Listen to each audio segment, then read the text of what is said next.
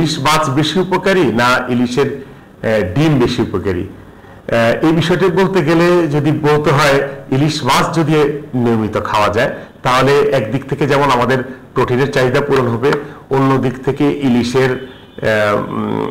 মাংসে যে omega 3 fatty acid আছে সেটা আমাদের দেহের যে রক্তনালীতে অনেক সময়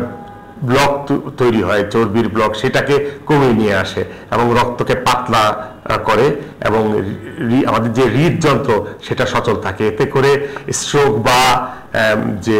হার্ট অ্যাটাক এর প্রবণতা কমে আসে। আর ইলিশের ডিমের কথা যদি বলি তবে সেটা অধিক প্রোটিন সমৃদ্ধ এবং প্রোটিনটা অনেক ঘন, তো সেই জায়গায় প্রোটিনের পাশাপাশি এখানে কিন্তু ইলিশের মাংসের থেকে এই জায়গায় কোলেস্টেরলের পরিমাণটা কিন্তু বেশি থাকে। এই জন্যে খুব বেশি ঘন ঘন শুধু ইলিশের ডিম খাওয়াটা ঠিক হবে না, দুটোর মধ্যে একটা ব্যালেন্স রাখতে হবে,